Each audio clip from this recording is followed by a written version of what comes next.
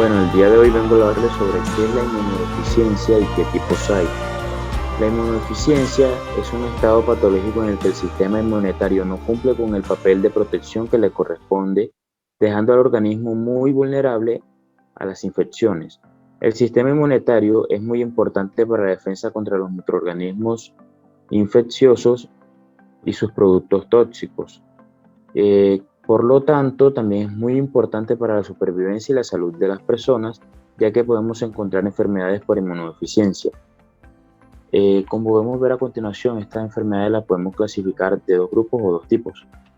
El primero, la inmunodeficiencia congénita o primaria, y el segundo, la inmunodeficiencia adquirida o secundaria. La inmunodeficiencia congénita o primaria, la cual este tipo es con el que nacemos, y esto quiere decir de que sus causas son genéticas, ya que aumentan a la propensión de las infecciones que como tal se van a manifestar frecuentemente en los periodos de lactancia y la infancia. La inmunodeficiencia adquirida o secundaria, esta principalmente la vamos a adquirir a lo largo de nuestra vida, ya que no son hereditarias, sino que aparecen como una consecuencia, lo que pueden ser ejemplos como la malnutrición, el cáncer diseminado, el tratamiento de fármacos inmunosupresores, eh, a lo que es infecciones de la célula del sistema inmunitario. También se puede adquirir después de infecciones, ya sea por virus o bacterias, y en donde las defensas quedan totalmente debilitadas, y esto podría corresponderse después de un ataque autoinmune.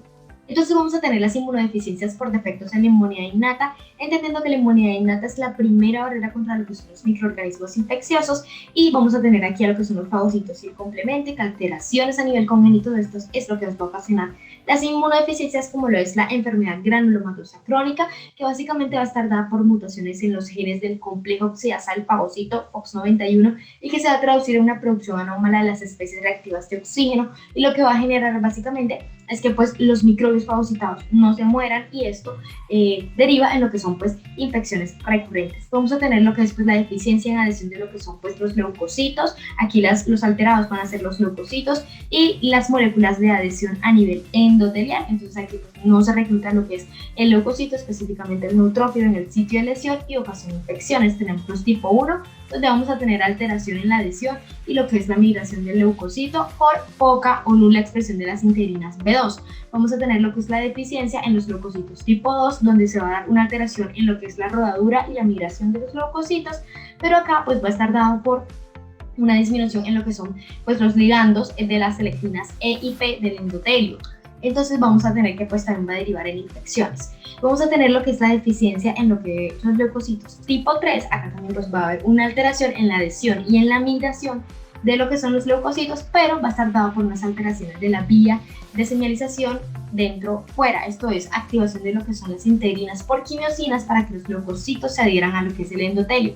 Vamos a tener el síndrome de Chediak-Higashi, donde hay pues una alteración en la fusión de las vesículas y en la función de los lisosomas, neutrófilos, células dendríticas, entre otros, y que pues va a derivar en infecciones micóticas recurrentes y bacterianas.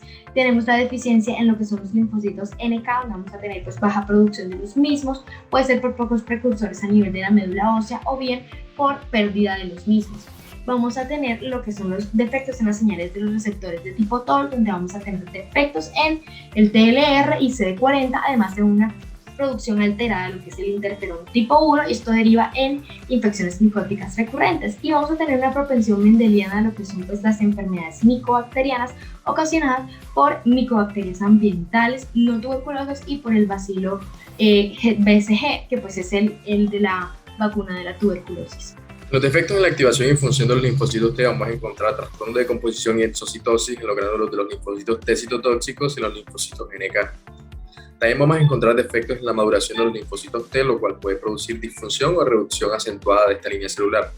Y en la activación defectuosa del MHC podemos encontrar generalmente alteraciones autoinmunes. En los defectos en la transducción del TCR vamos a encontrar una alteración en la expresión y función del complejo TCR por la mutación de los genes E y Y. Y también podemos encontrar una emisión de señales defectuosas del TCR por la mutación del gen SAP70. Vamos a encontrar también una síntesis reducida del interleuquina 2 y del interferón gamma por alteración en los factores de transcripción y una falta de expresión en las cadenas para el receptor de la interleuquina 2. Este síndrome suele ser muy raro en pacientes y es de muy amplio espectro, por lo tanto diferenciarlo clínicamente resulta complejo. Finalmente se manifiesta con una deficiencia en la función del linfocito T o una inmunodeficiencia mixta que consiste en una deficiencia funcional del linfocito T y el linfocito B. En segundo lugar tenemos el síndrome de Wiskott-Aldrich, el cual es una enfermedad ligada al cromosoma X que cursa con eczema, trombocitopenia y también propensión a infecciones bacterianas. En este síndrome vamos a tener una activación defectuosa del linfocito T y una pérdida intrínseca de la función del linfocito B. Durante el estadio inicial de esta enfermedad, el recuento de linfocitos suele ser normal. Sin embargo, hay una incapacidad para producir anticuerpos en respuesta a antígenos polisacáridos independientes del linfocito T, lo cual hace al paciente más susceptible a las bacterias encapsuladas. En este síndrome, entre mayor es el paciente, entre más edad tenga, menor es el recuento de linfocitos y mayor es la inmunodeficiencia. El gen afectado en este síndrome codifica por una proteína llamada proteína WASP, la cual interactúa con moléculas del citoesqueleto. Por lo tanto, su alteración produce sinapsis defectuosas entre linfocitos y una movilidad defectuosa en todos los leucocitos en general. Por último, tenemos el síndrome del linfo proliferativo ligado al cromosoma X. En este síndrome vamos a tener que en el 80% de los pacientes tenemos la alteración del gen LPX, el cual codifica para la proteína SAP, que interactúa con la proteína SLAM para la activación de los linfocitos NK, T y B. Por lo tanto, una alteración en este gen atenúa la activación de estos linfocitos. En el 20% de los pacientes encontramos la alteración del gen TIAP, que codifica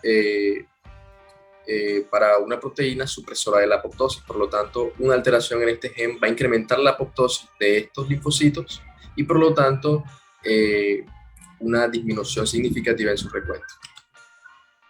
Deficiencias de anticuerpos. La inmunodeficiencia primaria también se puede ver afectada por problemas en la diferenciación y maduración de los linfocitos B, así como en una síntesis anómala de anticuerpos. En este caso de deficiencia de anticuerpos, se va a ver que el sistema inmunohumoral va a estar debilitado.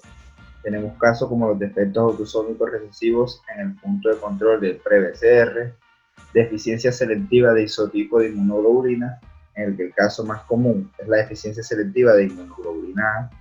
También hay defectos en la diferenciación del linfocito B, como la inmunodeficiencia variable común, y defectos en la activación del linfocito B dependiente del linfocito T, como lo sería el síndrome con hipergamaglobulinemia M, en donde hay un exceso de esta inmunoglobulina y deficiencia del resto.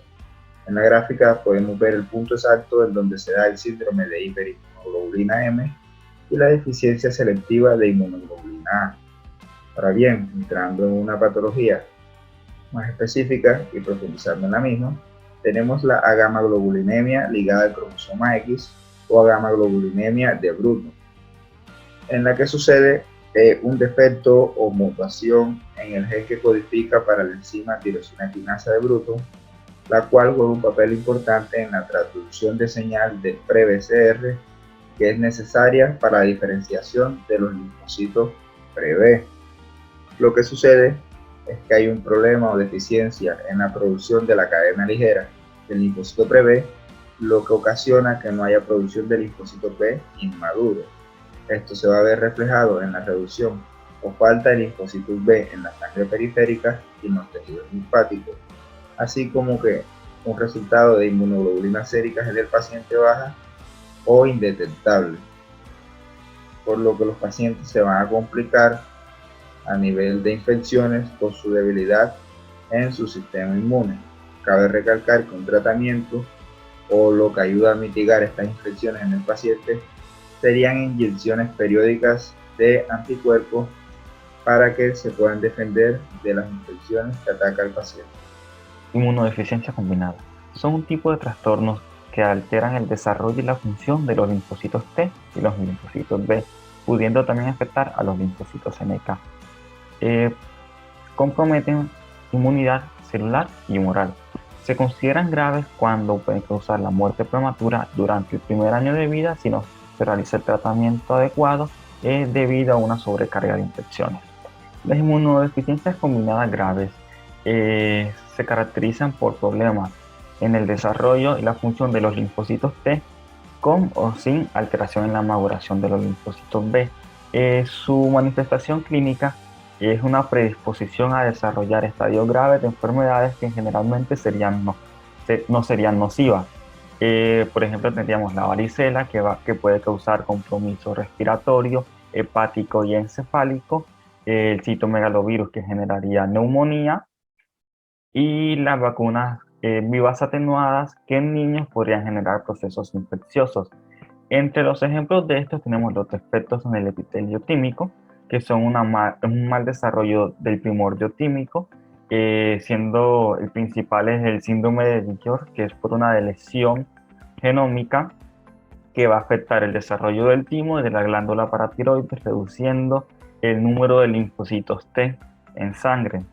Sin embargo, esta suele ser tratada con el trasplante de médula ósea, pero también han habido casos que durante el desarrollo del niño los linfocitos vuelven a su número normal. También tenemos las ligadas al cromosoma X, que generalmente se dan por una alteración en receptores de interleuquinas 2, 4, 7, 9 y 12, que van a afectar la maduración de los linfocitos T y de los linfocitos NK. Y por problemas funcionales de los linfocitos T, que sea por alteraciones o defectos en la selección positiva o por deficiencia de alguno de los complejos mayores de histocompatibilidad, siendo deficiencia del complejo 1 que afectaría la función de los linfocitos T CD8 citotóxicos y deficiencia del complejo 2 que afectaría la función de los linfocitos T CD4 positivos o los linfocitos T cooperadores. Inmunodeficiencia secundaria. Son deficiencias del sistema inmune que son adquiridas y son causadas por distintos mecanismos patógenos. Dentro de las causas de las inmunodeficiencias secundarias se encuentran la inmunodeficiencia por complicación biológica, inmunodeficiencias iatrogénas que son causadas por la complicación en los tratamientos de distintas enfermedades e inmunodeficiencias adquiridas por infecciones de las células del sistema.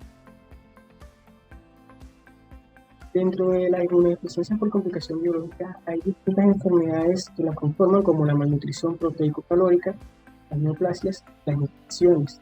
En cuanto a la malnutrición proteico-calórica, se acompaña de una alteración de la inmunidad celular y humoral a los microorganismos.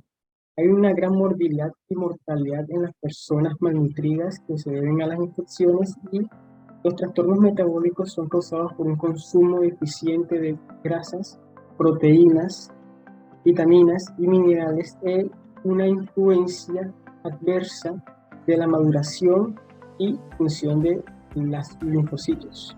En cuanto a las neoplasias, las personas con cáncer o pacientes con cáncer avanzado general son proclives a las infecciones debido a una alteración de las respuestas inmunitarias humoral. Esto causa que, por ejemplo, tumores de la médula ósea o leucemias interfieran en el desarrollo y el crecimiento de los linfocitos. En cuanto a infecciones, varios tipos de infecciones pueden causar inmunosupresión. En el caso del virus del sarampión y el virus del linfotrópico T humano 1 pueden infectar a los linfocitos T y a su vez colocar una base de un efecto inmunosupresor. Los linfocitos T, en vez de ser asesinados, son transformados y pueden causar unas neoplasias. En cuanto a las infecciones crónicas, que pueden ser causadas por Mycobacterium tuberculosis o varios hongos, causan alergia frente a muchos antígenos. Y en cuanto a los parásitos, se ha visto que en niños en África que sufren de paludismo crónico presentan una gran depresión en la función de los linfocitos T, y esto a su vez puede conllevar a unos tumores malignos. Ahora hablaremos sobre la segunda causa de las inmunodeficiencias secundarias. La inmunodeficiencia estrógena es de origen griego y significa que es un trastorno causado por un tratamiento médico.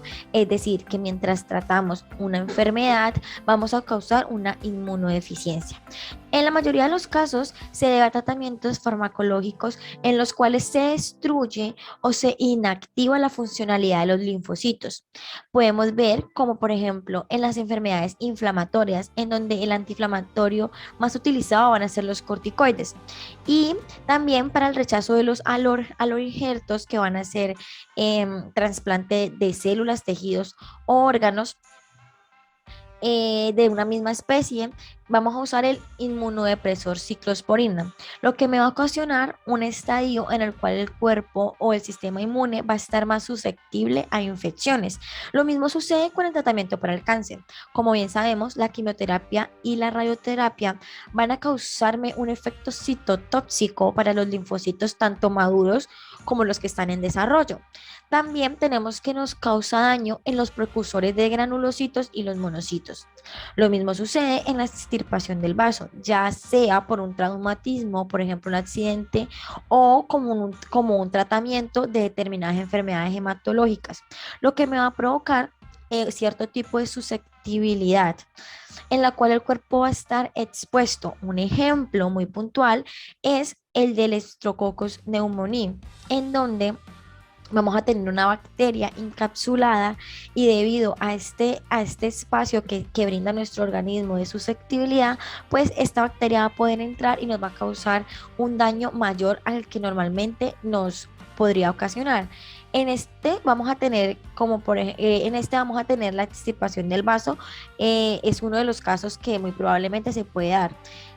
Y ya pasaremos a la tercera causa que la va a mencionar mi compañera. Por último, vamos a hablar de la inmunodeficiencia secundaria a infecciones. La más reconocida de este tipo es el VIH, que es la infección por el virus de la inmunodeficiencia humana. Este es un trastorno vírico que progresivamente va destruyendo los glóbulos blancos o leucocitos y puede causar el síndrome de inmunodeficiencia adquirida, que es el que conocemos como SIDA. Pero hoy no vamos a hablar del SIDA ni del VIH, vamos a hablar sobre el sarampión, que es un virus linfotrópico altamente infeccioso asociado también a un periodo prolongado de inmunosupresión después de la enfermedad. El virus del sarampión es un ARN virus de la familia Paramyxoviridae que causa una infección en las células del sistema inmune, causando la inmunosupresión, que puede persistir durante años, incluso causando infecciones secundarias en los pacientes. Un ensayo que se realizó en Países Bajos estudió más o menos 70 niños antes y luego de 2 meses de la infección y se halló una reducción entre el 11 y el 73% del repertorio de anticuerpos totales circulantes. Cabe resaltar que estos niños no se encontraban vacunados y los que sí se encontraban vacunados no presentaban esta reducción. Entonces, ¿qué es lo que sucede?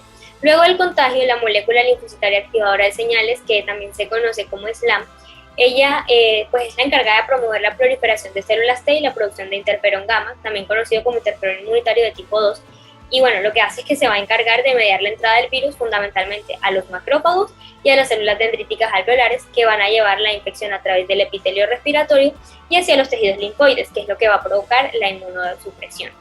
Entonces se han identificado 2 consecuencias inmunológicas para la inmunosupresión subyacente al sarampión. La primera es la reconstitución incompleta del conjunto de células B vírgenes que conducen a inmadurez inmunológica, es decir, que nos costará más generar anticuerpos para próximas infecciones, ya que la población de células B2 está incompleta. Y la número 2 es que la memoria inmune está comprometida para patógenos encontrados previamente debido al agotamiento de clones de memoria B previamente expandidos. Esto quiere decir que olvidamos inmunológicamente esa primera exposición a otros patógenos. Listo, eso fue todo, muchas gracias por su atención.